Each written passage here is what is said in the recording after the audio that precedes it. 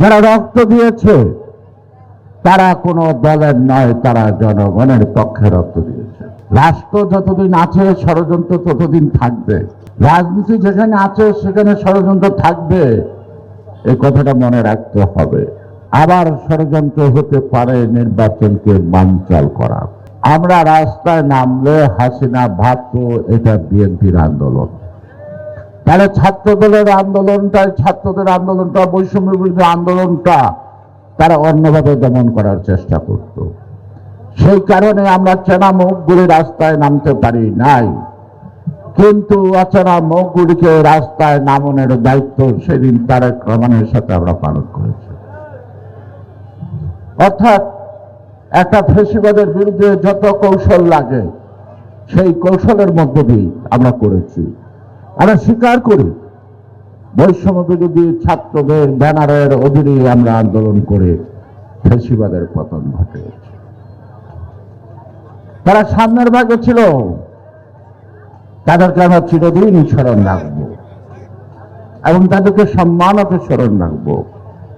যারা রক্ত দিয়েছে তারা কোনো দলের নয়, তারা জনগণের পক্ষে রক্ত দিয়েছে, তারা গণতন্ত্রের পক্ষে রক্ত দিয়েছে, তারা আইনের শাসনের জন্য, ন্যায় বিচারের জন্য রক্ত দিয়েছে। সুতরাং শহীদরা বাংলাদেশের জনগণের হৃদয়ের একটা শ্রদ্ধার জায়গা দখল করেছে।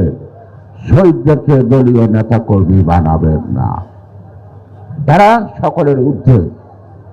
তাই তাদের আত্মার মাগফিরাত কামনা করি।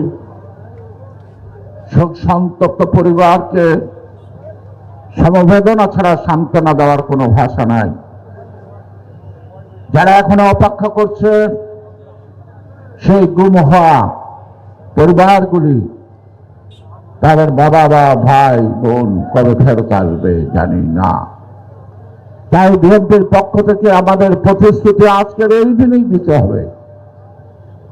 আমরা যাদের রক্তের বিনিময়ে যে সকল পরিবার সন্তান হারা, তাদের পক্ষে তাদের পরিবারকে সব সময় আগিয়ে রাখার দায়িত্ব বিএনপিকে গ্রহণ করতে হবে।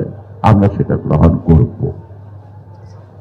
আমাদের সাধ্যমতো তাদের যারা বেঁচে আছে তাদেরকে এই বাংলাদেশের নাগরিক হিসেবে সুন্দরভাবে বেড়ে ওঠার সুযোগটুকু আমাদের সবসময় পথ খোলা রাখতে হবে। সব মশার বিরুদ্ধে সুরক্ষা দিতে এলো বসুন্ধরা এক্সট্রিম অ্যারোসল, মশার বিরুদ্ধে এক্সট্রিম সুরক্ষা। আমরা গতকাল পর্যন্ত অনেকটা আশঙ্কায় ছিলাম।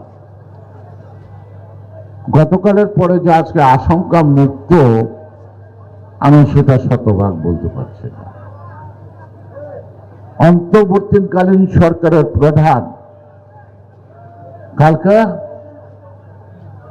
একটি ঘোষণাপত্র জারি করেছে। সেই ঘোষণার পরে সবচেয়ে গুরুত্বপূর্ণ বিষয়টি ছিল তিনি নির্বাচনের তারিখ নির্বাচন কমিশনকে চিঠি দিয়ে ফেব্রুয়ারি মাসে অর্থাৎ রমজান আগে নির্বাচন তাকে সম্পন্ন করা। জনমনের মধ্যে একটা স্বস্তি এসেছে, অনেক গুজবের অনবসান হয়েছে। কিন্তু আপনাদের মনে রাখতে হবে রাষ্ট্র যতদিন আছে ষড়যন্ত্র ততদিন থাকবে,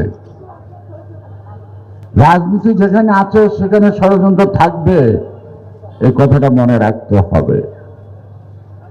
এতদিন ষড়যন্ত্র ছিল নির্বাচনকে বিলম্ব করা, ঘোষণা হওয়ার পরে আবার ষড়যন্ত্র হতে পারে নির্বাচনকে বানচাল করা।